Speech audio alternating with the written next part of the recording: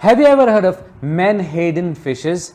These fishes are also popularly known as big mouths or pogies. For obvious reasons, their mouth is really big. What is particular about this fish is that its tongue is replaced, eaten away by a bug we call tongue-eating louse. It's an isopod. Now what happens is this bug enters the fish's mouth, slowly eats up the tongue, it replaces it with its own body, making itself home in the fish's mouth. It's a purely parasitic relationship, and the fish does not get benefited by this bug's presence in any way. It's only the bug who feeds on the food that is fish traps. Now you may be wondering, what the hell does that have to do with narcissistic abuse? Well, it has a lot to do. At least it can serve as an example for what I am about to explain. Today in this episode, we are going to talk about how a narcissist replaces your voice with their own, how they insert what we call a narcissistic interject, a filter in your head, and how that dissociates you from your authentic self. Hi, I am Danish, a narcissistic abuse recovery professional. Welcome to this channel. If you're new and haven't subscribed already, please do so, because your subscription helps spread awareness about narcissistic abuse. To start this discussion, let me ask you a question. What do you think is the main aim of a narcissist in any relationship? If you said control, you're absolutely right. Everything that is related to control is basically a correct answer to the question that I asked. They want control. They want to control your life, and most importantly in this context, the way you think, the way you feel, the way you perceive things, the way you understand things, your belief system, everything that makes up your inner world. And why? Why do you think they want to do so? Because once they are able to get the control they want over your psyche, it becomes very easy for them to turn you against yourself and to gain supply from you. It's how brainwashing works. The main weapon a narcissist uses while heavily gaslighting you is pseudo-logic. Yes, hyper-rationalization is what I also call it. They abuse you, and they do so quite subtly. And when you point out the abuse, you are made to feel you're the crazy one, you're making up issues, you're making up these problems, it didn't happen, or it didn't happen the way you think it happened. Classic gaslighting, as you might already know. Now every time they successfully gaslight you, they hijack a small bit of your psyche, which they turn against you. It's like your voice, a bit of it is replaced with their own. They step into your territory, slowly take over, while you are made to think it's not happening. You feel like, I am doing this to myself. You think, no, they're right, because they convince you. As I said, they use pseudo-logic, they use hyper-rationalization to convince you that they make sense. They create false equivalency, meaning they connect two different situations or two different things that cannot be connected with each other, but because of their power of manipulation, they create a connection and make it seem like that there is this piece of reality you are not seeing, or you're deliberately missing to see, which is then creating the issue. Let me give you an example. I know it sounds quite vague. Let's say you are married to a narcissist, and it's a covert one. They want to get absolute control over your life, over your choices, everything, but you have your career on the side that you're invested in, that you're building, and so on.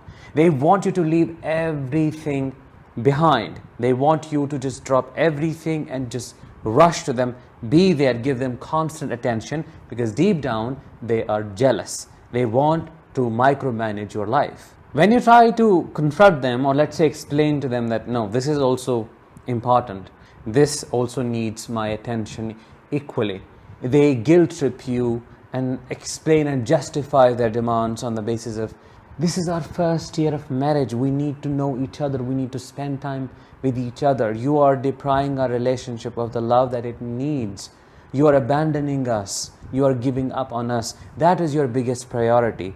It's not what I signed up for, it's not who I thought you were, this is not the version that I fell in love with. I didn't know your work is more important than I am. So you see, there is guilt tripping, and they make it seem like it's all about the relationship. They love you a lot more than you love them, and they create this false equivalency, which then makes you feel, well, yeah, they're right. I should be spending more time with them. What's wrong with me? The moment you start questioning yourself and you start saying things like, what's wrong with me? Yeah, I shouldn't have said that. These feelings are not appropriate. I am overly sensitive. That is an indication of being hijacked by the narcissist, and the narcissist interject the narcissist's crazy making voice entering your psyche, which then induces or triggers alteration in your cognition, affect, and overall personality. What does that mean? Let me explain one by one.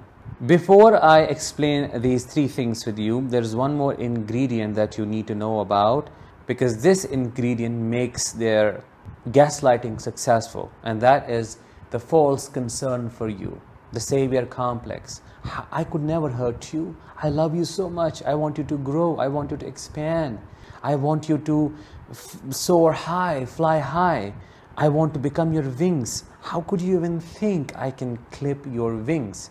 Mixed with pseudo logic, and then mixed with subtle manipulation, then mixed with guilt tripping, and then all of that in combination thoroughly makes you think you are going crazy. You literally feel it, because you now question your reality, your beliefs, your thoughts, your motives, everything.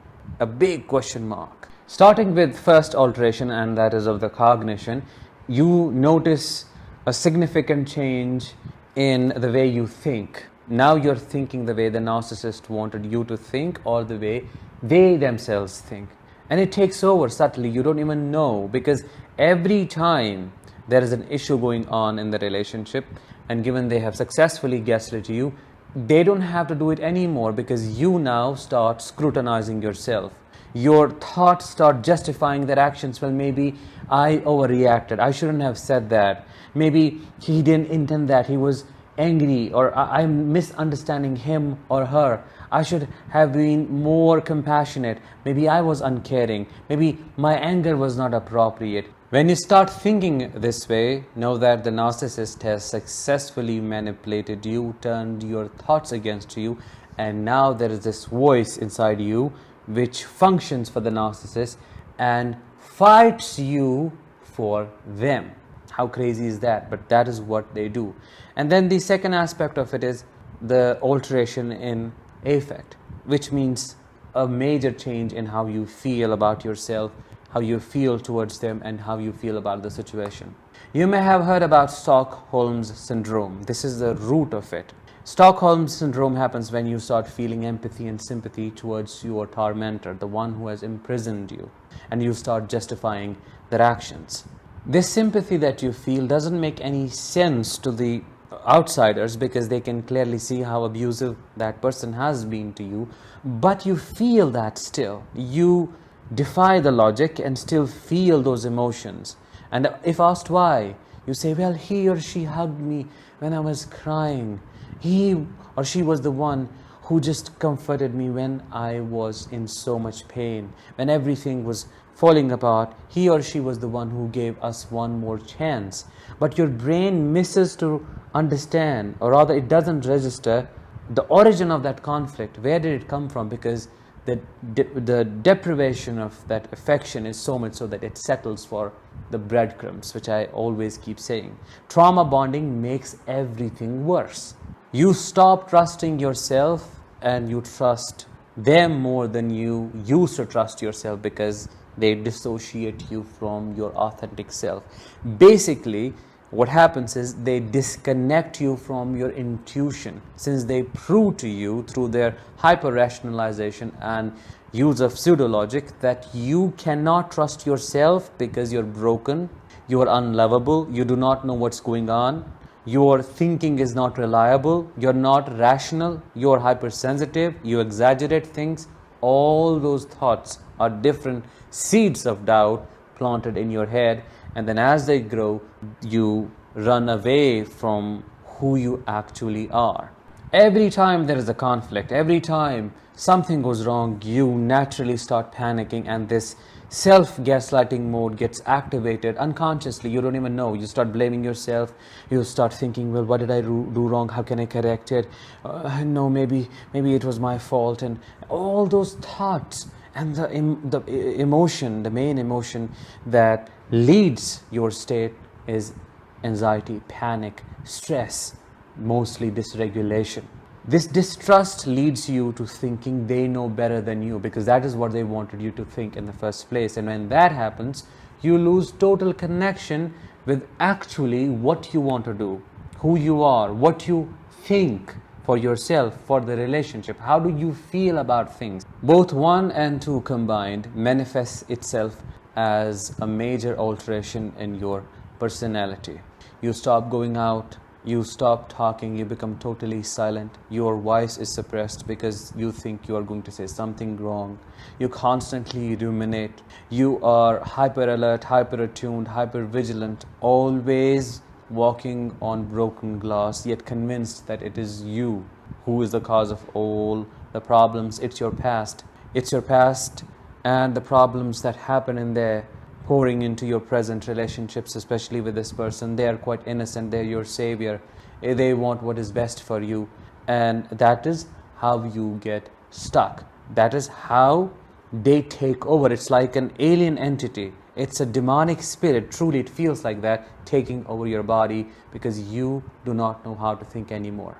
You remain in a constant state of brain fog. You forget things, and that is what they also weaponize against you. You just follow their commands like a robot. They treat you like a toy, and you think, well, that is how I deserve to be treated. Any and every time someone tries to show you what you are dealing with and how wrong that is, you start justifying things to them as if it's not you but the narcissist speaking through you. Have you experienced that? Have you been there? Let me know in the comments. What makes everything complex is that this kind of demonic spirit, the narcissistic interject, this filter, this doubt, chronic self-doubt, doesn't leave you even when you have left the narcissist, because it's complex trauma and it alters your brain. It's a brain injury, psychological injury that is not changed by time only. It needs intentionality, as I always say, and it needs a lot of resources for you to heal and for you to rebuild and reconnect with yourself. I would like to share a tool with you, a simple exercise that you can do anytime to reconnect with who you are. What part of you is actually you, and what part of your voice, your thoughts, your feelings, your personality is an adaptation caused or triggered by the narcissist's continuous manipulation. Basically, what is the narcissistic interject in you making it worse for you, and who are you actually? To do this exercise, you will need to sit with yourself. You will need to know what's going on in there. And one of the ways to do that is journaling. It's through expression you can overcome suppression. Because understand, your authentic self is in there. It's not gone fully. Just that it has been suppressed by the narcissist's voice. And the goal is to bring it up, make it known. To connect with who you were before the narcissist, what you need to do is you can draw a line in the middle vertically, and on one side you have to recall who you were, what were your values, how did you see yourself. For example, what were your confidence levels before meeting the narcissist? How did you see the world? What kind of feedback you got from others? And now, how do you think about yourself? Just define who you are, how you see yourself now. For example, you may think, rather believe, I am sensitive, I am overreactive, I exaggerate things. Any and every thought that comes to you, just write it down. Then the main part of the exercise is to ask yourself, are these purely my thoughts?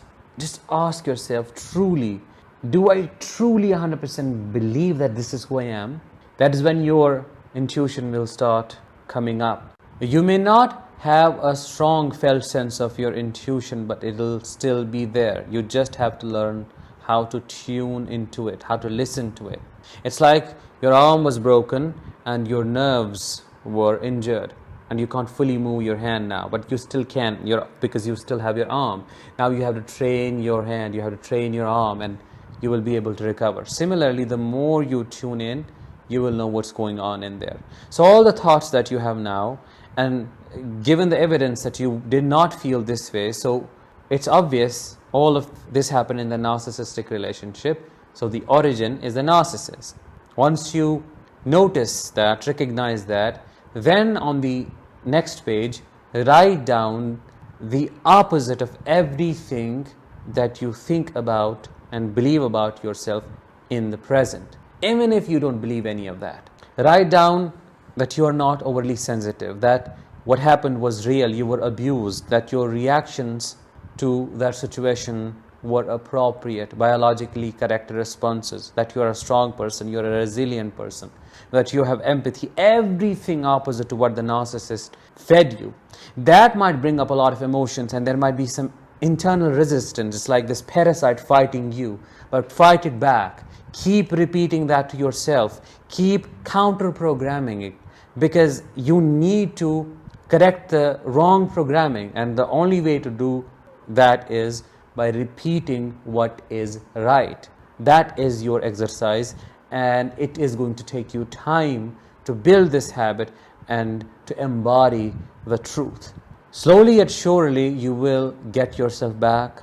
You will feel what you used to feel before the narcissist, or even better, and that is going to be phenomenal. I can assure you that that is inevitable. It will happen if you put in the efforts and if you become intentional about doing the work. So let's conclude this episode.